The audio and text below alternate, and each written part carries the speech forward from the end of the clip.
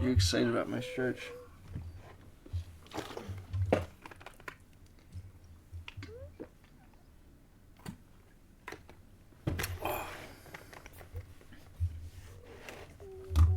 Alright. Kate, you're not Enemies special. in the AO. Oh, we're live. Yayo. Yayo. Contact front. Alright. Who would like to give a summary of last session? Damien, take it away. People died, we did things and stuff, and your Real sacrifice one. might be in vain.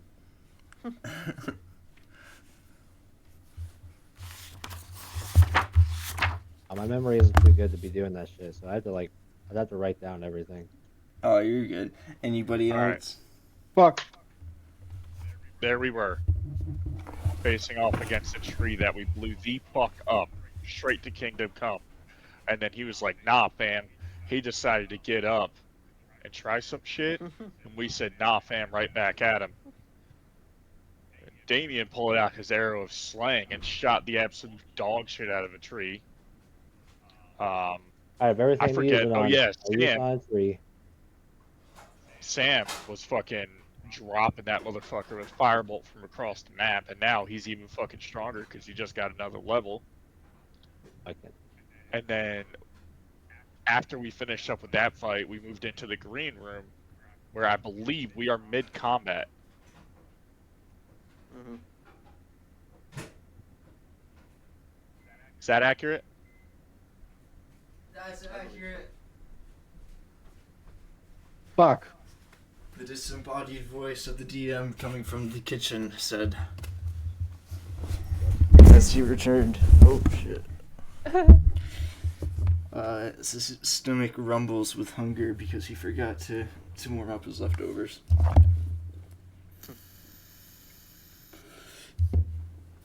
But yes, having made your way into fully explored the forked tunnels beneath the Goldstein estate, it appears that almost the entirety of this place has been explored, while you have made your way to this green room where this chamber of parasites, as we call it, which seems to be filled with those which were found on Joshua's body, which also coursed throughout the minds and bodies of the poor gnomes that have been forced into this servitude by the Goldsteins, and as well as the experimentation on them are now seemingly suffering some conflicted event, as they are now freed of their chains from Jeffrey Goldstein.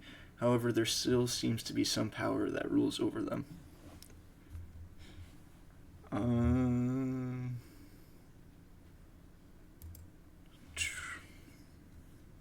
Anything else before we get into it? Anyone? Alright. I think that pretty much covers it. I think we're gonna have to call it here, though, Adam, if you want to keep going. No, that's cool.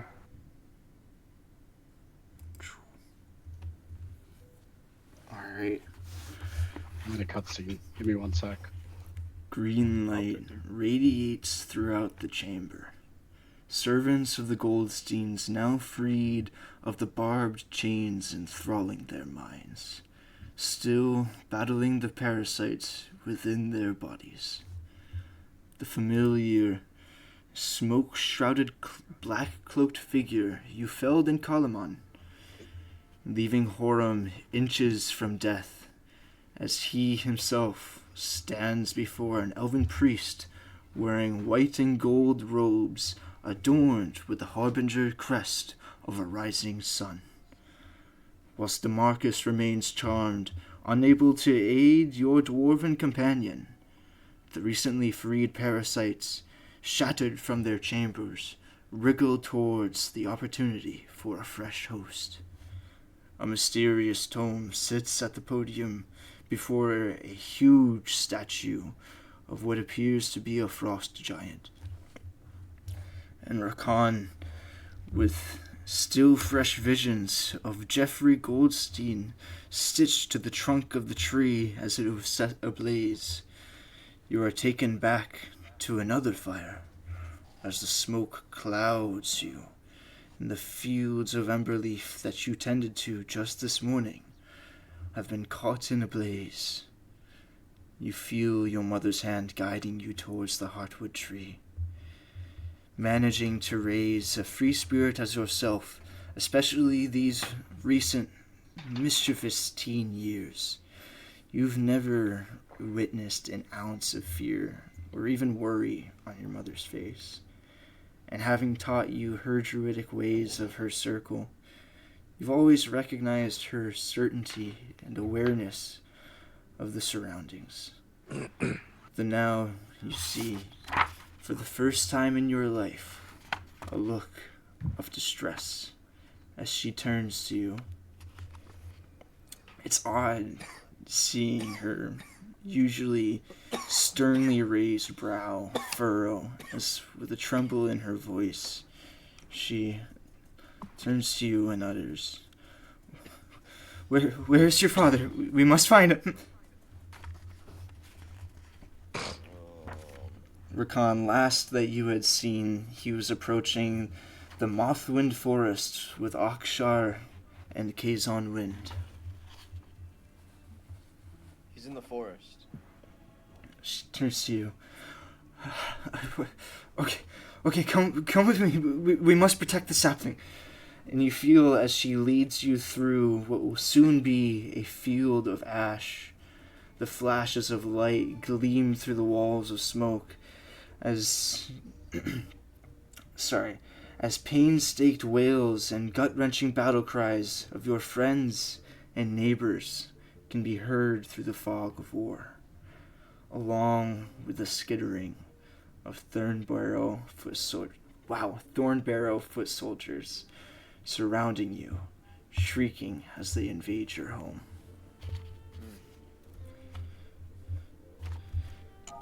Is this a flashback moment? Oh, hell yeah. What's this? Flashback moment. Okay. I want to see what, are they, can I mean, there's all a bunch of fog of war. I was gonna try to see where everyone was running towards, but... With that investigation check, you can see it is a scattered means of, an ambush defense. This is, warriors and those, the Grove isn't really a warrior, culture, but those that are plenty capable in their druidic ways, and the few monks that reside here are, plenty capable to ward off, such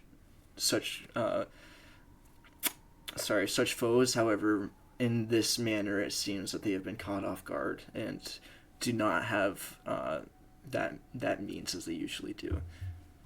Gotcha. There. All right. And as you rush throughout this haze of smoke, you stand before the gargantuan base to the trunk of the heartwood tree. A wall of fire has engulfed the grove behind you, and you see your mother as she bites into a clove, holding her hands to the trunk, chanting an incantation. You see the bark splits, opening a section of the tree, and kneeling down, she unearths a small sapling in the center, before pressing it to the trunk as it glows and begins to fuse to the heartwood tree. She pulls you over to the opening, placing a hand upon your cheek. And as she does, she says, My wild heart, Prince, this world is ruled by monsters and man, and it is our duty to distinguish which remain true to their nature, but more so, to not become one with which are monstrous. Our home, your home, may burn today, but as is the cycle of renewal, it shall return. And much like my love for you and your father, no flame shall ever scorch the roots of our beautiful garden of a family.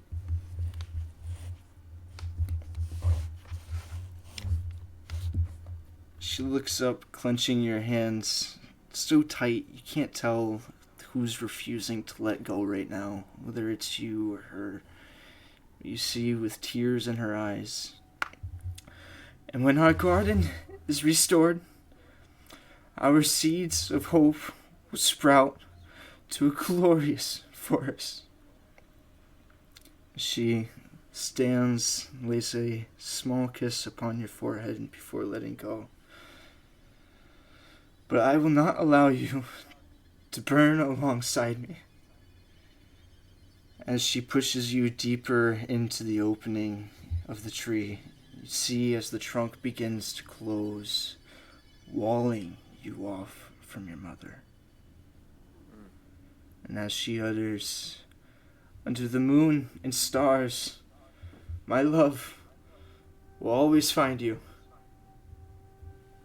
As the heartwood tree closes, you see just a glimpse of a hole that you can look through.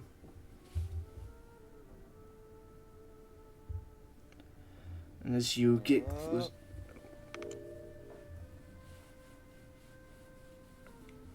as you press your face to the small eye hole that's barely not fused to the bark, you see your mother turn to two familiar figures as they rush to her before engaging in a hasty conversation.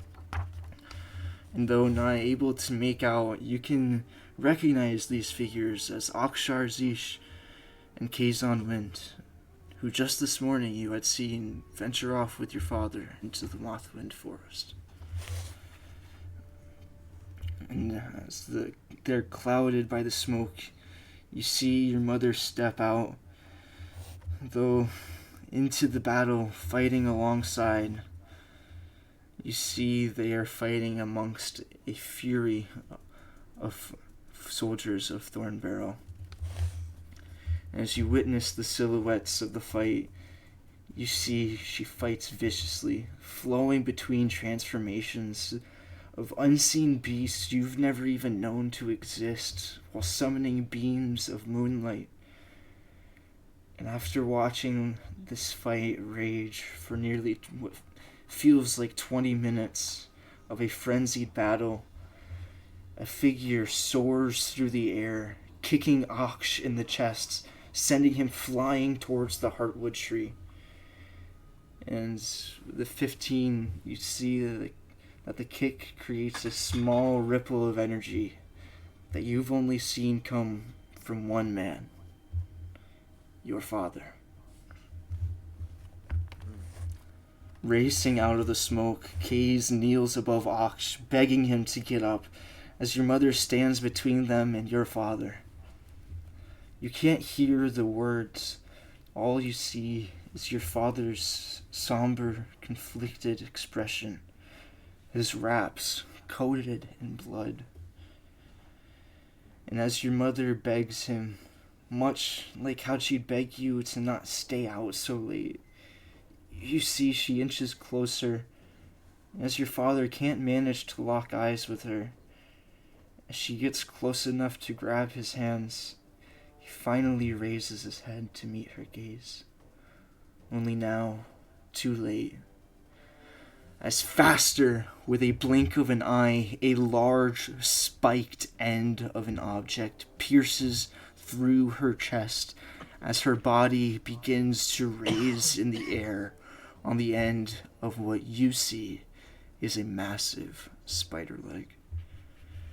Your father, still clutching her hand, screams, "No!" before collapsing to his knees as her body slides off, falling to the ground. Kaze, hovering over a barely conscious Aksh, tells him, "Come on, buddy. Gotta get you out of here," as he casts gaseous form and they disappear through the smoke. Oh shit. What feels like an hour passes, watching your mother and father motionless. You're only brought to reality when he rises to speak with a figure emerging through the smoke, a large monstrosity with long white hair, a drowed figure mixed with a large black and white spider at the base. A thorn-barreled strider. And as the smoke clears, you're brought back to the present horrors. Rakan, it's your turn in initiative. I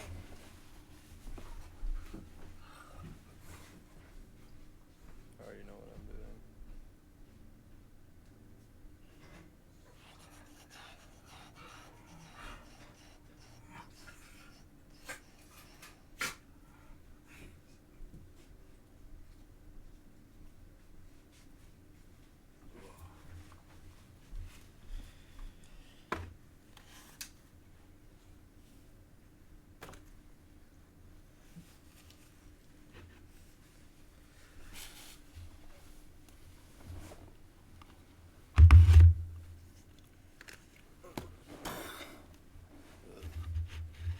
Can you have the cloaked figure make a wisdom saving throw, please?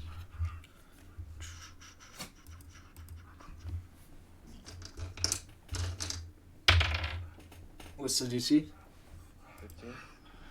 You got 12 on the die. Wisdom modifier is a +2 fails. Okay, I'm gonna tell him to protect the party.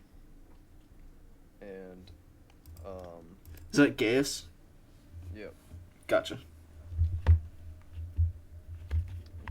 I'm just gonna tell him to protect the party. And then...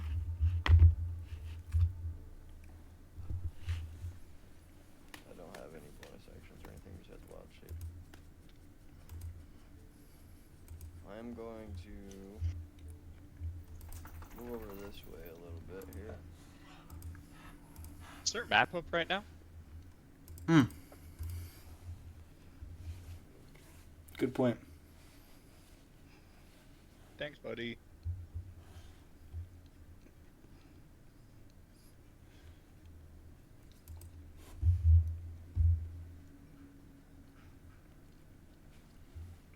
And then that's it for me.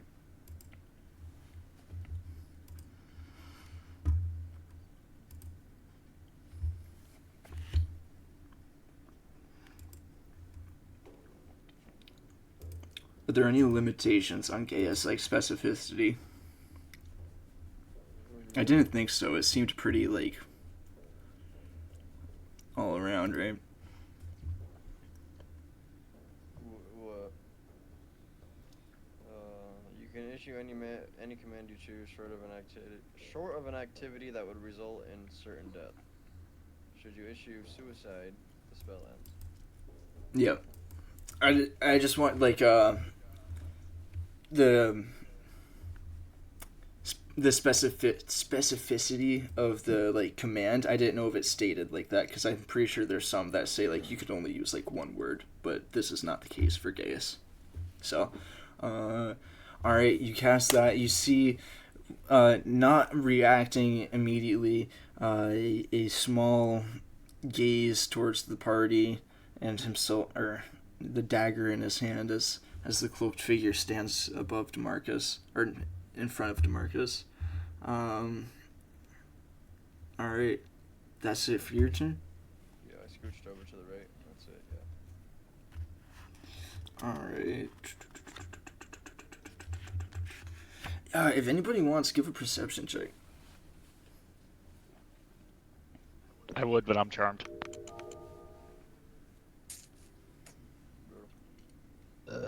Dirty 20. I'll say aside. Oh, Sarah, you got Sarah. Well, I was gonna say Sarah might be the only one who can't get this. All right.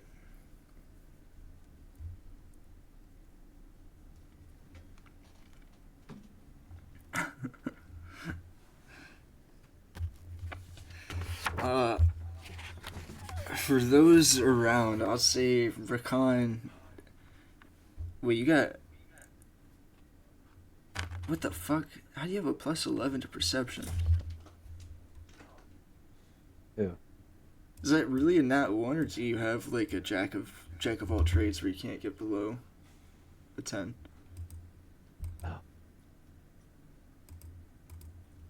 Plus 11 on perception.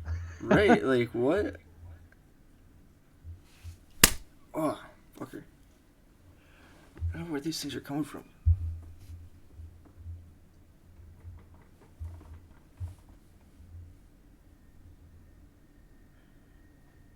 Alright. Gavin? I think he left. Alright. Thanks, buddy. Rolls a nat one and leaves. Makes sense, though. Alright, Sarah, I'll say, having experienced some distortion in the night prior, you have no memory of what occurred during that time. It doesn't remain, though you sense that the effects are still lingering. And I say, dude, can I get a Constitution save?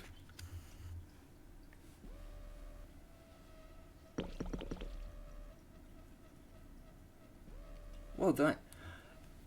You can hold yourself together right now, and as you can recall the nights before, thinking back to this moment of distortion, in a night where your survivalist nature found a secluded, floating rock to escape the surrounding horrors, though some terrors are impossible to escape. Having been awoken mid-trance, you prepared to fight for those beasts that you felt as the rippling of time and space. You were pulled by its whim and removed from this frigid environment of trees and mountain.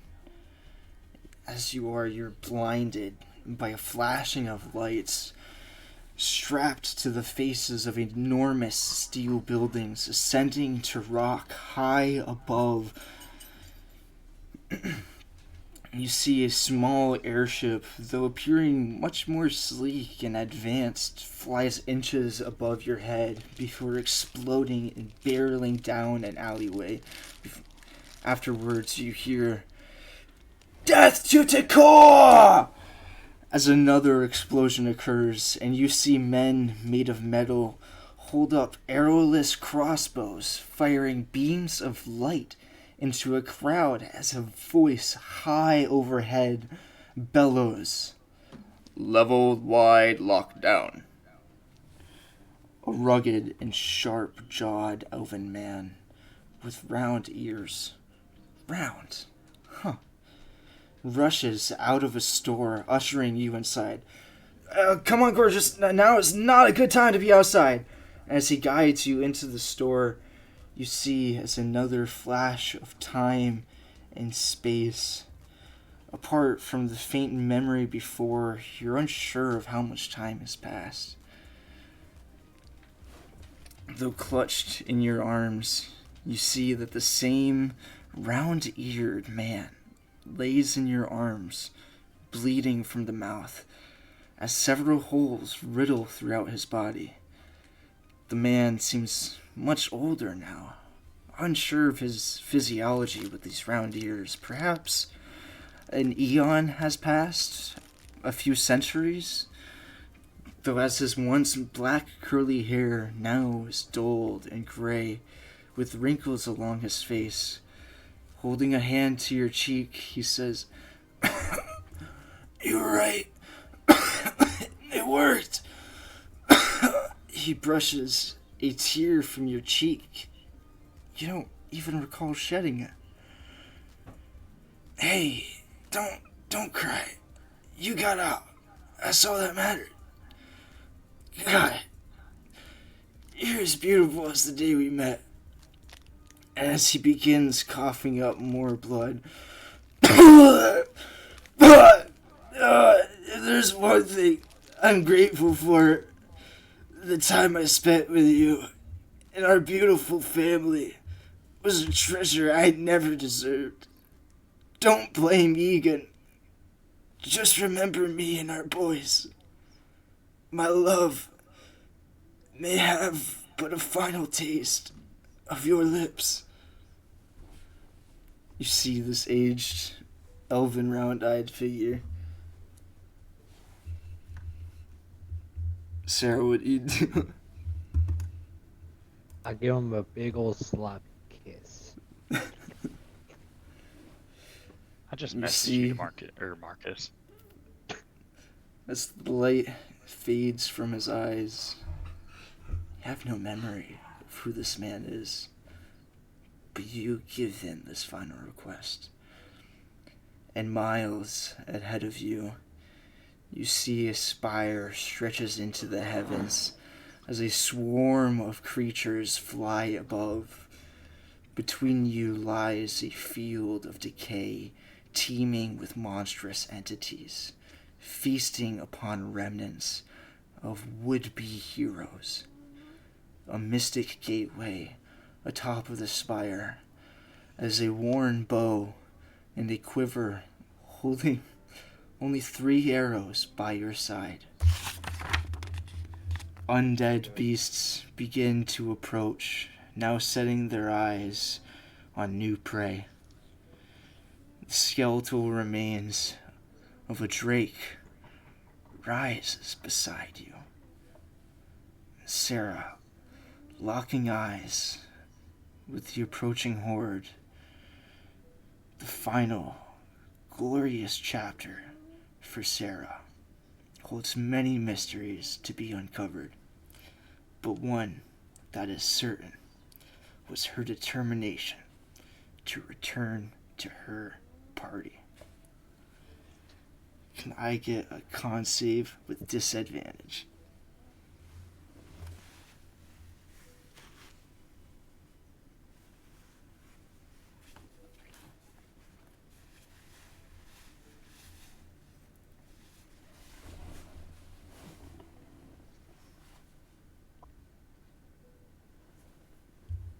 What'd we get?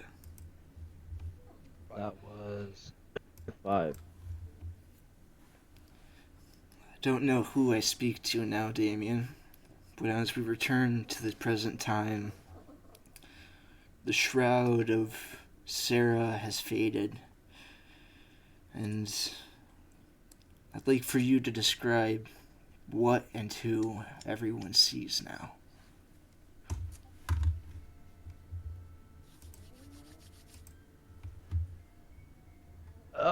In place of Sarah, a cloaked figure emerges. He is unfamiliar to everyone. A pale white-ish skin, almost as if he was dead, but still walks and talks, carrying himself as though nothing happened. He has a black-colored robe with some red seams. It's a fucking dagger. Carries a bow and quiver as Sarah once did, but does not use them the same. He instead has a long sword on his hip, and he comes about unknowing where he came from, being unfamiliar with what he's meant to do, or meant to be, or how he came to be. This figure's name is Shalrin.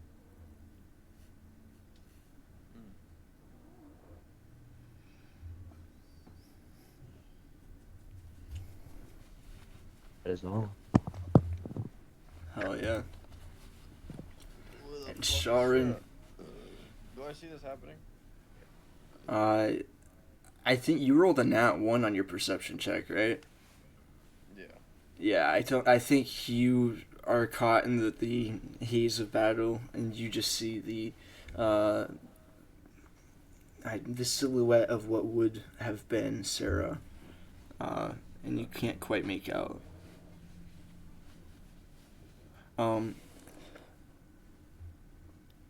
Damien, if you'd like, I'll go above table and allow you to give a chance to explain, unless we would like to keep this a mystery for everybody. Um, Kind of about Next. the mystery thing. Curious. yeah, I think we'll Go with keep the that mystery? backstory for now. Oh yeah, Hell no need to yeah, go over the I like it. backstory. No need to go over that. I just about the yeah, we'll go over what you are, exactly what you are. But Shalrin, it is your turn in initiative, and might I say, welcome to Coltesia. May this realm know your name. Can I go above table really quick? What's up? What the fuck in the cross campaign shit you got going on here, big dog? Well, hey, Sarah's a multiversal, multiversal like plane shifter. She's always going places, dude. You like that though? Did Paying you like attention. that? I heard that name. I'm like, there ain't no fucking way. I pulled up my fucking notes like, you son of a bitch. Death to Decor. Sarah Vendel canon now. Sarah Vendel.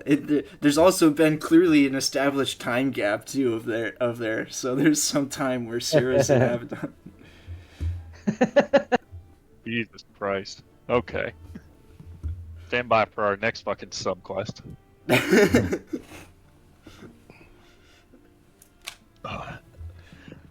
Yo, you ever meet my fucking manager out there? Her memories are not mine to tell. I'll allow one roll. I'll allow one investigation check right now. Whoever wants to do it to see who exactly was Sarah's betrothed in that flashback. I know who it was.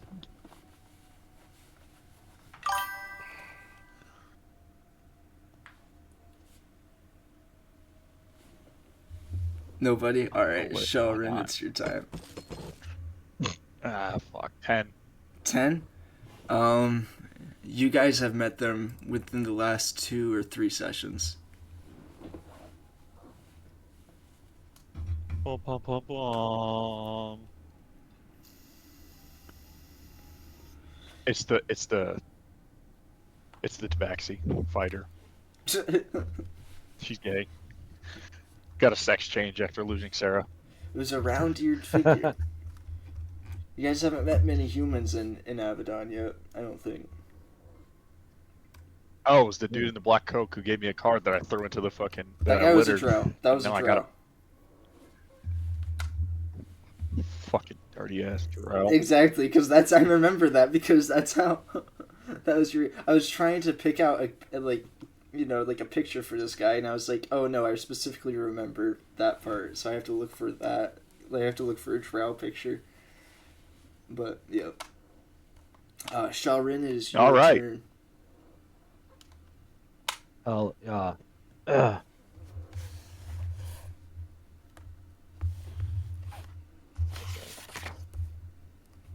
swoop on up here.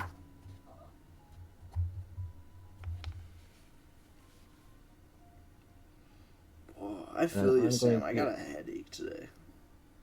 I'm going to expel one of my hunter's marks to take on my ghastly form.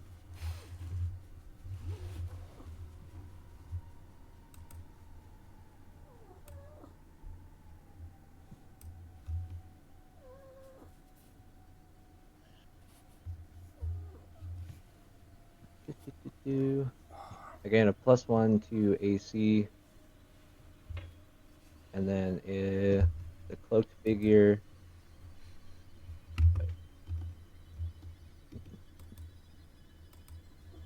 Cloaked figure needs to make a Wisdom saving throw, DC 14. Field save has frightened. Nat 20. Ooh, buddy. Rude. Yeah, kill I'm cam. gonna Showed the kill cam. and then striking with a longsword.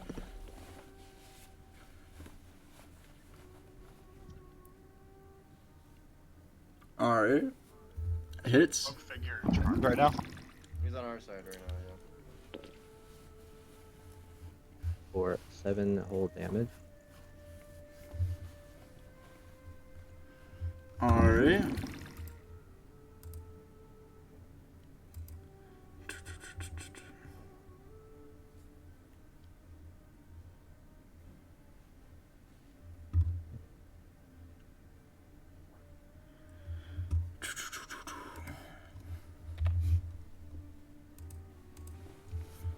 Anything else? Shaorin?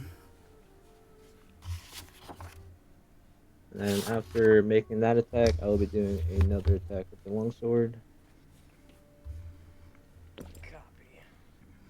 Wait, you cast Ghastly Form, It's a bonus. bonus act, right? And then what's the other thing? The Wisdom save that you made him do? Is that just like a prox? If he failed it, he would have frightened. What's that caused by though? Like, did you use an action or a bonus action to do that, or is that just a trait of you? It's, uh,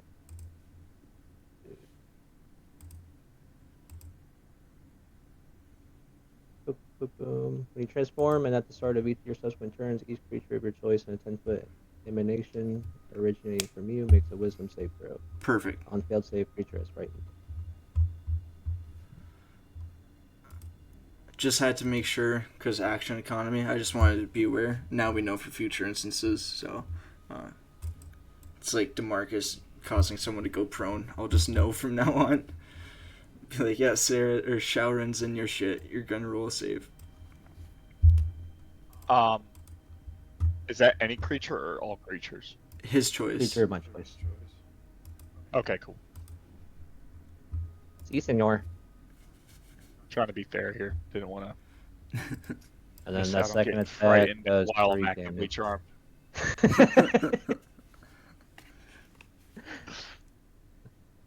That is end of turn. Alright. That brings us to the cloaked figure. Sharin's not part of the party.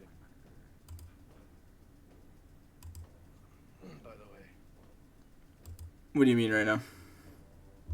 the cloaked figure is a protected Sharin. Oh. Well, I'll say. You'll appreciate this, I think, Rakan. It may be a bad thing.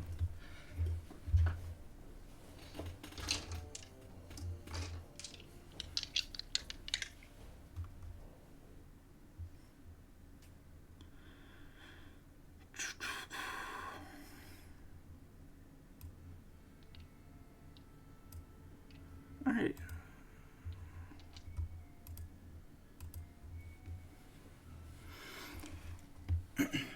The cloaked figure walks towards the priest standing before Horum, having this charm cast on him by Rakan. What?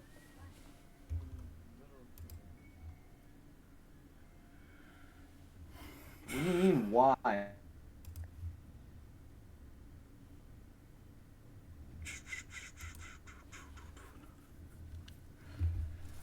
Alright. Oof. Alright, this hurts me. This hurts me.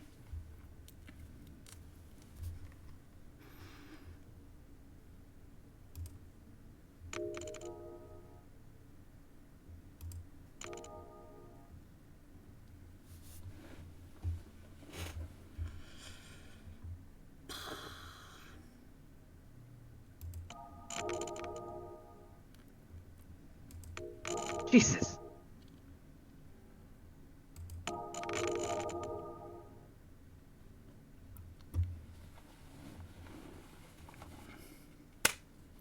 Okay. You're out of damage.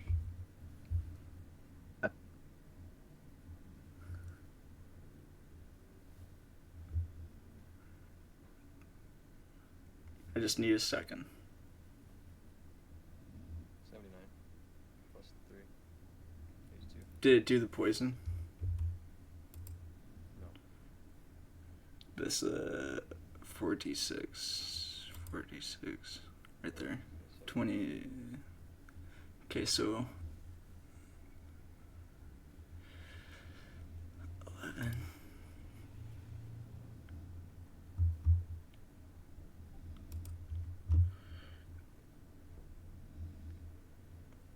All right. Gavin, can you roll 5d10 as the cloaked figure stands above Horum in front of the priest, and hearing this command, stabs Horum as Horum deflects part of the blade. And you see the cloaked figure twinge as his mind is inflicted with 31 points of psychic damage. That's better. Horum is stabbed through the chest. You see him kneeling down as the cloaked figure pulls it out. Horum standing on minimum health right now as the figure grabs him by the back of the neck, holds him, turning him towards you as you see Horum bleeding on the floor as he plunges the dagger through Horum's chest, and with one strike almost kills Horum immediately. Horum, as the dagger is piercing through him from the front, he falls to the ground and is making death saving throws.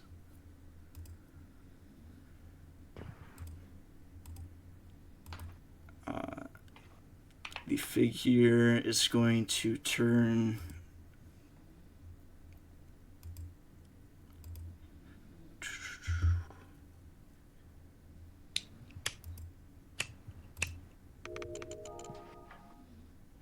Rakan, what's your AC?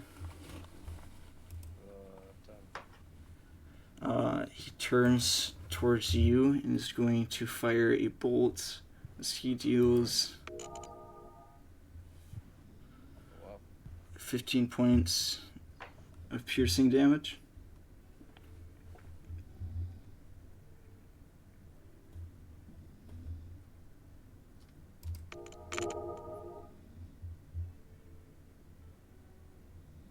Oh wait, no, I doubled that. Ignore that.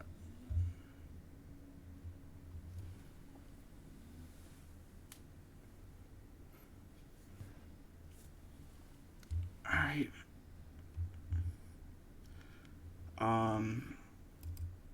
Horum bleeding out on the ground. To Marcus, it is your turn. You are charmed right now. You cannot take any actions or move due to the effects of this charm, the confusion spell.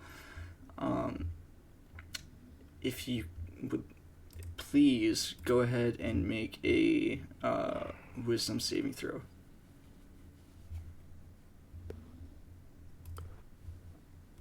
15. 15. Beat it. Unfortunately, though, this is at the end of yeah. your turn. You come back to, though, turning around, you see Horum laying on the ground as the cloaked figure, his dagger is dripping with blood.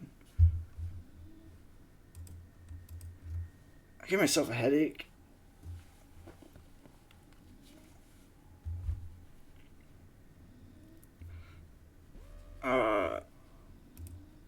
Alright. Anybody want to get ready for Cersei Taurus? Figure out what he should do right now?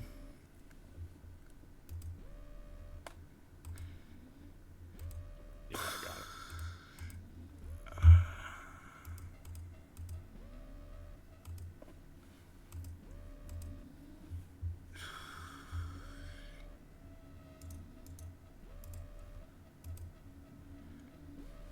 Sorry, I completely forgot about Farah.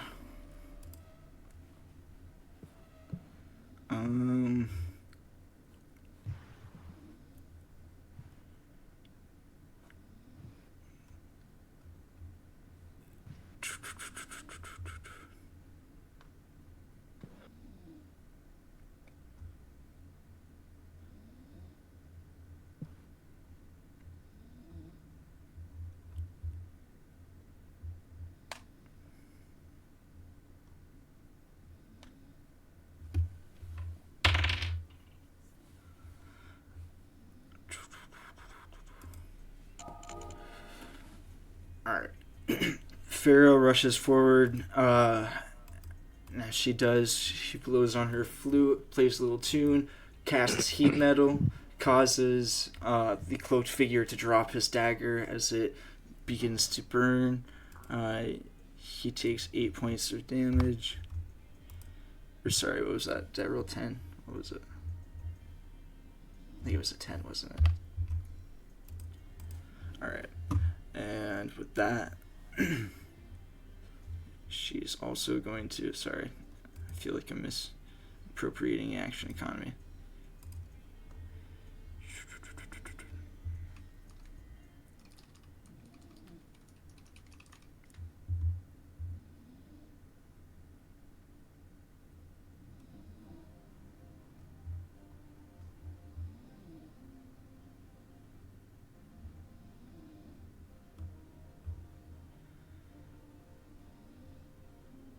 Yeah, that's all she's gonna do.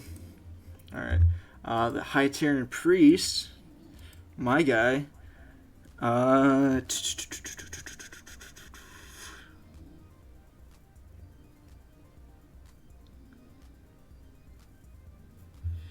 homie here.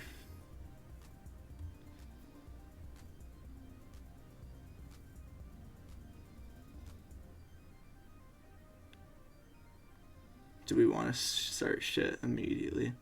Yeah.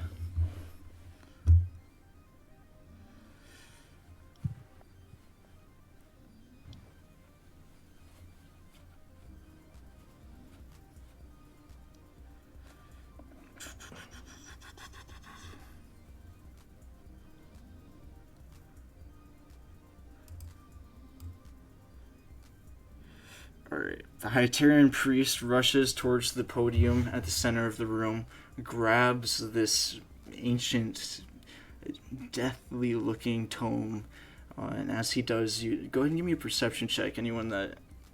I'll say DeMarcus, you can go ahead and do it with advantage because you're right there.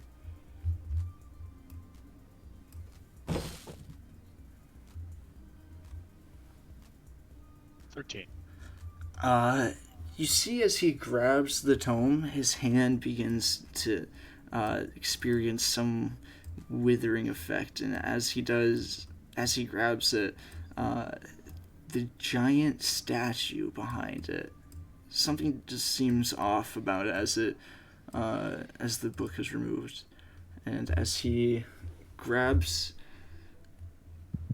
the tome, he's going to cast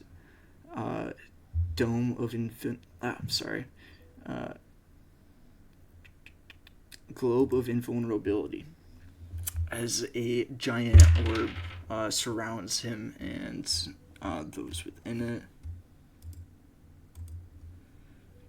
Let me just get that.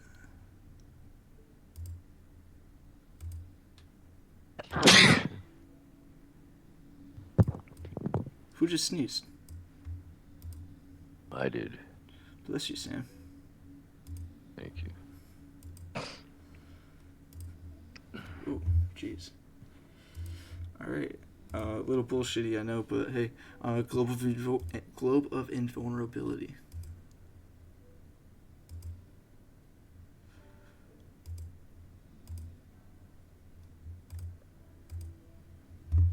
Alright.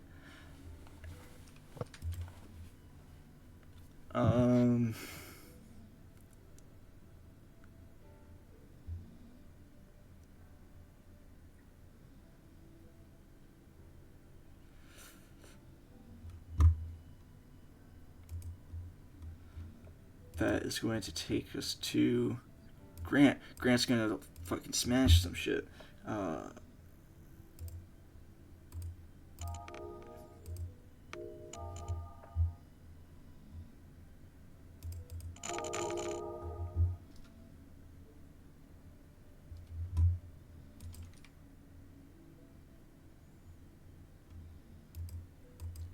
Alright, Grant rushes towards this Wendenome and completely hacks it to death. As he cuts it off one of its legs, and as it falls to the ground, he raises his axe and he just, "For my fucking sword!" Slams it, decapitates the Wendenome. Alright. That is going to take us to a gnome who is going to have a... Alright. So this is something I've been doing for this fight, where I roll a con save and see if these gnomes succumb to the effects of the parasite, or if they are finally able to free themselves. But I haven't been letting you guys know that. I've just been rolling in the background. Okay.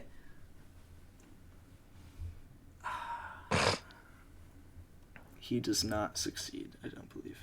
No, a 12 does not succeed. Alright. Sammy, you're gonna get touched. Okay. As the gnome is going to turn towards you, grabbing a pick off the ground, is going to hack it into the back of your leg, dealing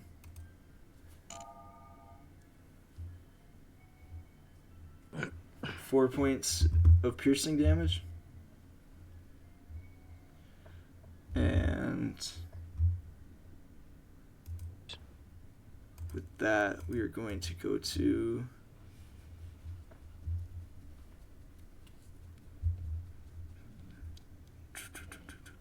Well, it would have been Horum, but now it's Cersei Taurus. And after that, we have Sammy, and back to Rakan.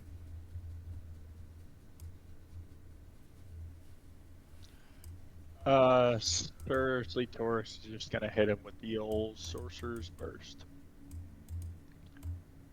Alright. And he's Were you going the to only get one that psychic rolled the damage. perception check earlier, Kevin? You were. Yeah. Nobody else did. Anybody else want to roll a perception check? What's going on, gang? Xiaorin, I'm sorry. You could have gotten advantage on it, too. You were right there. My wife made me do some chores. Disgusting.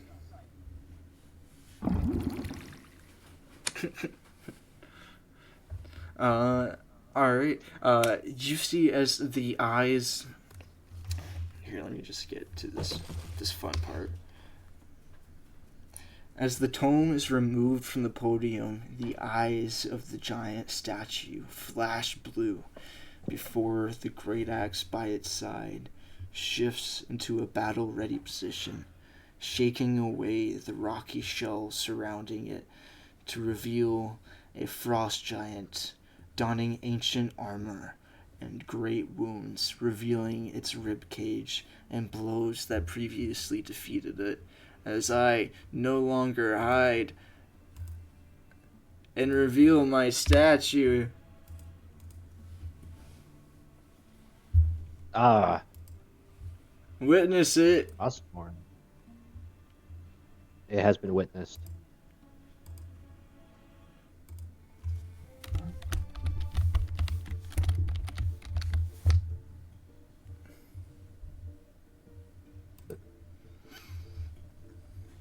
That thing has like a D100 armor class or some shit.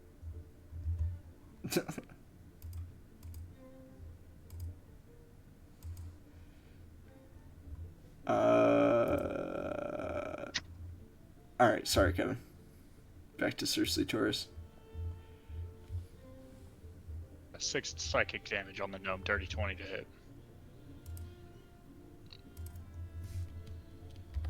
Alright.